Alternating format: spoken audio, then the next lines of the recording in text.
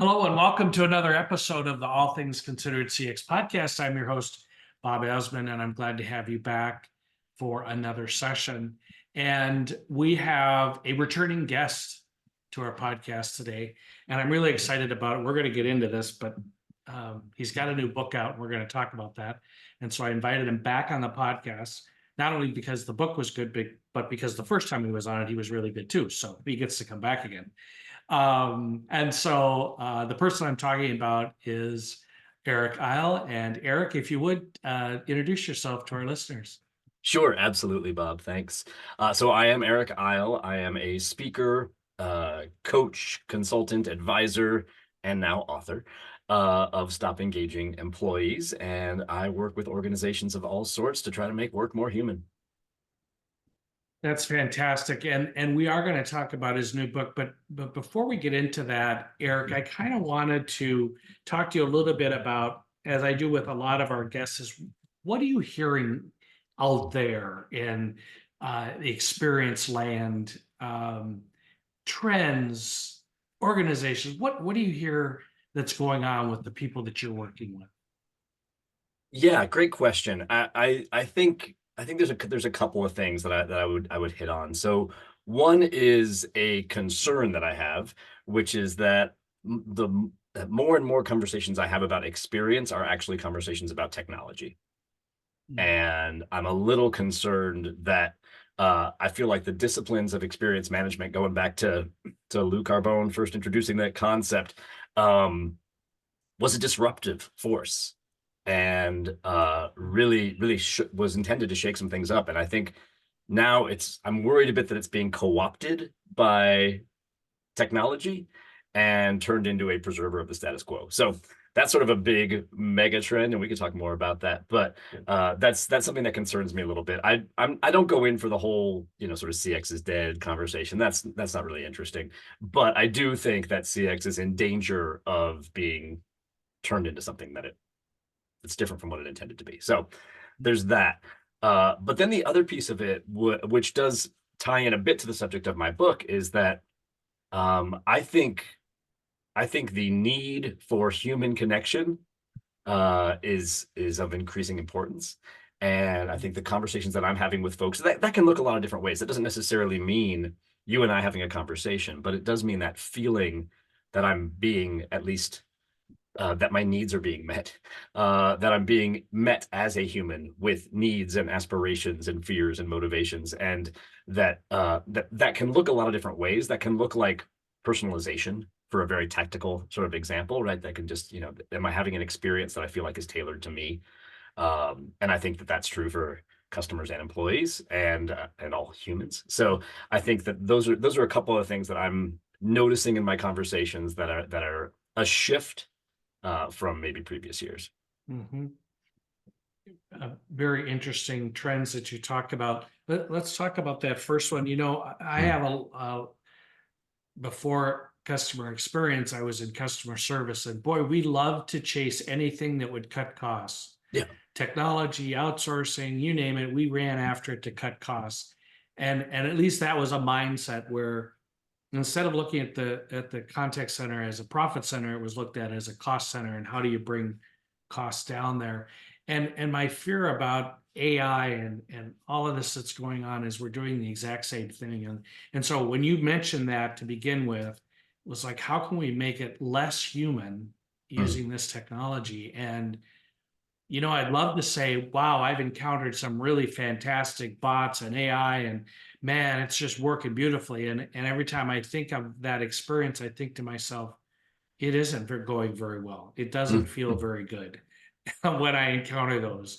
Yeah. And so I think that first trend you talked about, really spot on. Thanks for that. Yeah, and I do want to be clear, like I'm not in any way opposed to the technology, and I'm certainly not Right. opposed to AI or generative AI. I think there are great uses for it, and I don't think that that resistance, either internal resistance or external resistance, is really a useful response or constructive response. I think that there's a lot of value that can be added. I think the thing that I look at is the more we automate whatever it is, and really, if you look at the arc of your career, my career, it was outsourcing, elimination, and automation, right? Those are sort of the cost saving tactics, right? And the more we do that, the more the human interactions that do happen really matter. So I think this is the interesting tension, which is that the human interactions end up being more valuable because of all that automation. And that doesn't mean that the automation shouldn't happen. It means that those human interactions are really important. And it's actually where a lot of value gets created, I think. Well, I think a very good point. And I think another aspect of that is, and I've said this for a number of years, is customers don't want to talk to anybody unless they have a problem, and then they want to talk to somebody. And so if I can do it through automation and not talk to somebody, especially some of the newer generations really don't want to talk to anybody unless they have a problem. And there's some research out there that suggests that is, I'll text you and I'll chat with you, and I don't want to have a human interaction, but boy, if there's something wrong with my order or whatever it may be, whatever the product or service is, then I do want to talk to somebody, and I want to talk to somebody right away. And I think what you talked about is really where that value can come in. Yeah, yeah, absolutely. I had a very personal experience of that just this morning, actually. My daughter's in college, and a tuition payment is late, which of course is causing her a great deal of stress. It's causing me a great deal of stress. And I didn't have a whole lot of hope. Looking online, looking at the web-based tools, I couldn't tell what was going on. And when I called, I did not have a lot of hope that I was going to encounter somebody who was going to be helpful at a university bursar's office. It's just not known for being human. It's known for being administrative and officious. And I encountered this person who was so kind and so interested in connecting human to human, that it changed the whole dynamic, right? And it changed the way that was my first thing Monday morning. My whole day was affected by that interaction, actually. And it just happened to be that human connection really worked, and really was valuable to me. Well, and that's a great lead in. Let's get into talking about your new book, Stop Engaging Employees and Start Making Work More Human.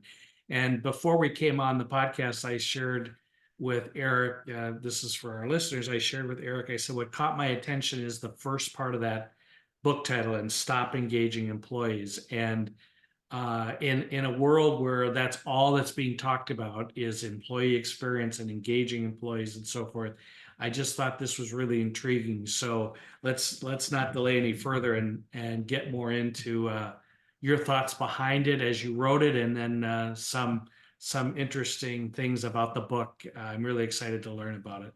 Sure, absolutely. Thank you for that. Yeah, and before I get to the why the heck is that title, before I get to that, I want to just provide a little tie-in for your listeners. Part of this really ties into me to some things that I've seen in conversations I've had regarding customer centricity. And I've seen organizations pursue customer centricity at the expense of employees, Interesting. in ways that are harmful to employees, and often those employees in other parts of their lives are also customers, right? So we're all humans here. We all have those needs and aspirations and fears and motivations, and so I think when we look at, there is a company out there that everyone's heard of that calls itself the most customer centric company in the world, or maybe in the universe. I forget what exactly they see. They do not have a great track record in terms of how they treat their employees. And so I come into this conversation with that mindset. So I believe you can't be customer centric if you're not human centric. And so human centricity is really where I'm coming at this from. In terms of that title, Stop Engaging Employees, that really is also a human centric lens. I find that all of these conversations about employee engagement, I get the questions all the time. How do we engage employees? How do we motivate employees? How do we get employees to do stuff that they don't want to do? Those are so many of the subtext of so many of the conversations. And I believe you cannot engage someone any more than you can make someone fall in love with you. That's not a thing we do to people. We become engaged when the conditions are such that we develop that feeling of engagement. And so I think when leaders focus less on how do we get people to do stuff, and more on how do I cultivate the conditions in which an outcome is more likely, that's the more constructive and the more human-centric approach. So that's the stop engaging employees piece of it, is stop trying to do it to people and start trying to figure out what will be engaging to them. And how do and just to tag on that a little bit, how do organizations come to understand that? Mm. Say more about that, Bob. So when you talked about, what is it that employees are looking for, and how do they gain that insight? I mean, there Yeah. used to be there probably still are, but the personnel surveys, which I always thought were a little bit of a I'll offend somebody by this, but saying they were a little bit of a joke, because we would Right. take the personnel survey, we'd wait 3 months for the results, then all the leadership would get in a room and they'd look at the results, and then they'd assign it out to people and say, you got to do this and do that, and you got 6 months to do it. And all of a sudden they took another survey and they would say, oh, we didn't make any progress. Well, of course not, we were still working on what was happening. So Right. that's kind of in my mind, but so how do Yeah. we get beneath that and really get to the core of what employees are looking for from your Uh, perspective? Thank you for that question. And that's a big part of why I wrote this book. I talk to so many leaders who really want to have an organization that takes care of humans, that helps humans become the best versions of themselves, and they don't know how to do it. Mm. And so your question of how is really key. And my book outlines sort of 6 disciplines. They're leadership disciplines, really, that you have to sort of practice over time. And I liken it to gardening. Right? You can't control the outcome of a garden, but as a gardener, you're going to do certain disciplines over time to create the conditions in which it's more likely that you're going to have flowers bloom and vegetables grow. And so I detail out these 6 disciplines. They're not steps. They're not steps in a project. They are disciplines to be practiced. And the first one, as with any experience design, really has to do with listening. And the way that we listen, in the case of inside organizations, to the people that we label as employees, is not very effective. Yeah, as you point out, right? Employee surveys, not particularly effective. You get a bunch of opinions. You maybe average those out. You maybe generate some kind of score, and you say, okay, well, we're getting a 70%. Great. Is that good? Is that bad? What does it mean? It also doesn't represent anybody's experience, right? So just on the same on the customer experience side, right? You can say we've got a CSAT of X%. What does that say about any individual customer's experience? Not a lot. So one of the things to start with is, how do we listen more effectively inside organizations? Surveys are a part of it, just like in customer experience, right? Surveys are a part of it, and they're useful for getting a sort of broad brushstroke. But then we have to get deeper into these individual one-on-one conversations and really understand what are those needs and motivations and fears and aspirations that employees have. I have, over my career, had so many leaders ask me, tell me what motivates employees. No, I won't. I won't. That's not how humans work. You have to talk to the individual people. And so, a lot of this comes down to, how do we develop some different muscles around listening? I think organizations aren't really, well, even leaders, individual leaders, you and me, we're not actually really called upon to be great listeners. We're called upon to be great orators, to express ourselves, but not so much to listen. And there's no shame in that. It's just that we need to turn our attention to it and practice a different way. So I talk about in the book, yes, surveys, but also, how do you have things like effective one-on-one communications? How do you get rid of really ineffective listening strategies like open door policies, which do not work in organizations, and it's so common and yet has never worked. So that's the first discipline of this whole human-centric approach, is we got to listen differently. So I call it empathize, because it's really about developing cognitive and affective empathy for our fellow humans in the workplace. That is so impactful. I think, Eryc, that's the first discipline. I joined a company a number of years ago, and I met with the CEO as part of my orientation, and he said to me, you're an outsider. We've been pretty successful. So don't assume that you're coming in here as a white knight in shining armor going to solve everything for us. And he said, what I want you to do is spend the next 90 days just listening. And then I want you to come back and meet with me. And so I did that, and I came back, and he said, okay, what did you hear? And I told him, and he said, okay, you got it. You got the culture. You got the pulse of the Mm, organization. mm, I learned some things that I didn't know, so it was kind of a double-edged sword for him at the time to say somebody's new will be more open with me and tell me what's going on out there. And that just, as you can tell, that stuck with me. And since then I do it a lot when I go into organizations is just listen. And one of the things I hear sometimes is when an employee will say, well, they said I mm, had to do this. And mm, the they is kind of a red flag for me mm. because if employees are engaged, it's a we element, right? It's us, Yes. it's our company. And so anyhow, I just share that in that that's always that listening part is so important to being impactful in an organization. It absolutely is, and we have to be really careful about. I love that story about your being sort of coached to just take those first 90 days, and that's actually that the book, The First 90 Days. That's essentially what he talks about in that book as well, which is Mhm. don't do a lot of things, listen. Don't come in and start pushing down walls. It's not helpful. However, unfortunately, we often do expect new leaders in organizations to come in and start breaking down walls when their time would be better spent listening. So I love that notion, and what you bring up about the they, I think is so critical. I talk a lot in my talks about the notion of a bigger and broader sense of we. That we absolutely need to broaden out our sense of we. When we have a narrow we and a big they, because that's how it's gonna work, then just less is possible. And so inside organizations, we have to think about, does we mean just this intact team? Does we mean just our department? Does we mean the organization? Or does we mean us and the customers we serve? So, thinking about what Mhm. we mean when we say we really matters, and hopefully starts to edge out and make very small who the they might be in that conversation. Mhm. Very, very interesting concept.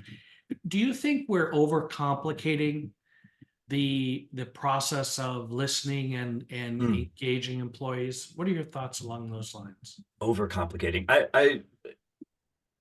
Yeah. I think let's talk about the difference between complicated and complex, because Ah, I think very this is good. really Mhm. important, right? So Mhm. yes, I think we can absolutely overcomplicate the process. I think we are oversimplifying at the same time. We are not Mhm. embracing the complexity, and the complexity I'm talking about is that individual human experience. I think we are overcomplicating with things like the survey administration and the performance management plan and all of these sort of bureaucratic methods that we're using. I think those do overcomplicate, but they also gloss over the complexity of the human experience. Mhm. You know, it's interesting too, Eryc, and listeners, we're speaking with Eryc Eyl and the author of his new book, Stop Engaging Employees and Start Making Work More Human. The interesting thing that you talk about, Eryc, that I haven't heard others talk about is this crossover into the human resource, Mm, human relations kind of talent organization. So oftentimes, as you know, customer experience may be embedded as an independent organization. It might be part of operations, it might be part of marketing. And oftentimes employee engagement is relegated to the HR function. It's like, after all, it's about employees. But what I hear you doing is blurring those lines, and that's meant to be a positive, meant to be mhm. a compliment. You're blurring those lines. Am I sensing that correctly? I think absolutely. Those lines to me are it's a circle around something we call humans. And I think that notion is so critical to the work that I do, which is to say it can't just be a departmental function. It's figuring out how humans work, and I think understanding humans is really important to CX people. It's really important to some HR people, to OD people, certainly. Mm, But it's not something that sort of often crosses lines. Now we know some examples. You and I know some people who have responsibility, for example, for both HR and CX in their organizations, right? That exists. But I think what I'm talking about is, how can every leader in an organization play a role in that human-centric, so that cultivation of that human-centric workplace? And I think when I use that term leader, I mean something really specific and maybe different, which is anyone who's trying to help others become the best versions of themselves. mm, That's my definition of a leader. And so that doesn't matter where you are in the hierarchy. It's are you taking on that mantle of I'm here to help others become the best versions of themselves, whether inside the organization or outside the organization. Then I, as a leader, can practice these disciplines and play a part in making my workplace more human-centric. Mhm. That makes total sense to me. The let's give our listeners maybe one more discipline to whet their appetite to go out and buy your book. What's another one that comes to mind that you'd like to highlight today? Sure. I'll jump to so there are 6 E's in this framework. So empathize is the first E. I'll jump to the fourth one, which is enable. Now, enable can have really negative connotations if you're talking in sort of psychological terms. It's not what I'm talking about. I'm talking about making sure that employees in the organization have the knowledge, tools, skills, and resources that they need to be successful and to become the best versions of themselves. And so when I look at that, we can't get there without doing empathize. We can't do that without actually listening to folks and understanding what do you need to be successful, what's getting in your way, so that we as leaders can provide as much as we can what those employees need in order to be successful. I think what happens a lot in organizations, and you know this as well as I do, there's a lot of talk about raising the bar. Right? We're going to raise the bar. We're going to expect more with less, and that's always the name of the game. And what I say is, yes, let's raise the bar, but let's also raise the floor. And we raise the floor by giving folks the knowledge, the tools, the skills, the resources that they need to be successful. And so enable, again, it can't happen without listening. That's really important. But the other thing I would say about this whole framework is that we're not trying to do this so that we make more money. You will. You will. We know that, right? The research is there. But what I'm here to say is that improving that employee experience, that human experience at work, is itself a key performance indicator. It is actually the whole point.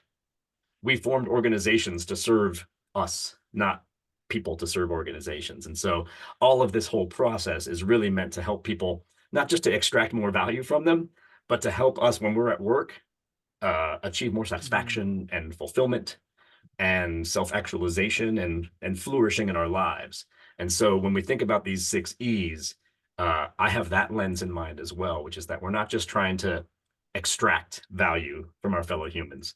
We are trying to help those fellow humans become the best versions of themselves. You're really kind of, busting up some paradigms here, Eryc. It sounds I hope so. I hope so. I mean, that's good, right? That's really good. I have one or two more questions for you, but let's Sure. make sure our readers know how to get a hold of your book. It just was released at the end of January.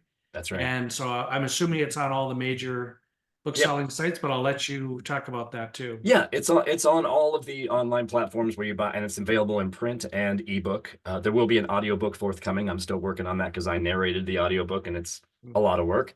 So I'm finishing that one up. But the print and ebooks are available everywhere you buy books. I highly recommend getting it from bookshop.org. Bookshop.org enables you to order from your local bookstore and have the book shipped to you. So you're supporting local business, but you also get that sort of online convenience through bookshop.org. So that's what I'd recommend. They also have the lowest price. Very cool. And listeners, I usually do prep work before a session and read the book, or at least try to go through it. But this literally came off the presses, and I saw it LinkedIn, and I said to Eryc, "Come on, let's get on the podcast right away." And this sounds like a fascinating book, and it does sound based on the insights that you've shared with us so far. So, Eryc, before I let you go, I always like to hear and some words of wisdom, some final thoughts that our listeners can take away and think about as they, go to get your book or reflect on this podcast and some of the great insights you've already shared. What are some of those final thoughts that you might have for our listeners? I appreciate that, Bob. I am always a little uncomfortable putting myself in the expert category, but I have spent a lot of time thinking about this stuff, a lot of time working on this stuff. I do think that the thing that I've been thinking about a lot lately, and I'm working on for myself, and I invite others to work on this with me, is adjusting our speaking to listening ratio, sort of mindfully, so that we can think about how much time are we spending really listening versus how much time are we spending talking. I've done this in organizations before. Well, I'll sit with a leadership team and track how much time each person spends talking, and just provide that feedback back to the leadership team to let them know who's kind of dominating and who's maybe not getting a word in. But I think for all of us, as I said, we've been sort of coached to to overvalue extroversion, to overvalue what people say, and to undervalue introversion and listening. And so I would just invite folks to think about that ratio in your own life and how you might make some tweaks. I'm working on it. I like that. Those are very good words of wisdom. I'm smiling a little bit because I'm in the middle of teaching an MBA course that I teach every spring, and we do a team exercise, team dynamic exercise, because they work on some major projects, and so they have to relate to one another. And we just did it last week, and um, two teams started out, and all they were doing was talking. And Mm, to your point about listening and they were having trouble accomplishing the objective of the team dynamic exercise because they weren't listening to one another. They were all talking. So when we debriefed, I said, "What would you do differently?" And somebody said, I would have shut up and just listened. So, or somebody would have, we all just would have listened to one person at a time. We might have been more mm, successful. And so I mm-hmm. thought that was really impactful to what you just said, and I Love that. appreciate that. Love that. Eryc is available on LinkedIn. Any other sources of contact you'd like to share? Yeah, I mean, LinkedIn is great. I'm always open to connections and chatting with people there. My website is my name, which is spelled oddly, so check the notes for that. But it's Eryceyl. Jump over to my website. There's also a link to get some downloadable resources and stuff related to the book. So invite you to check out the website for that. Fantastic. Eryc, the author, Stop Engaging Employees and Start Making Work More Human. Thanks for joining us today on the podcast. Thanks so much, Bob. This has been a lot of fun. And listeners, this has been another edition of the All Things Considered CX podcast. I invite you to share this with your network. And as always, stay tuned for more upcoming podcasts, as well as those of my fellow podcasters on the CXFM radio network.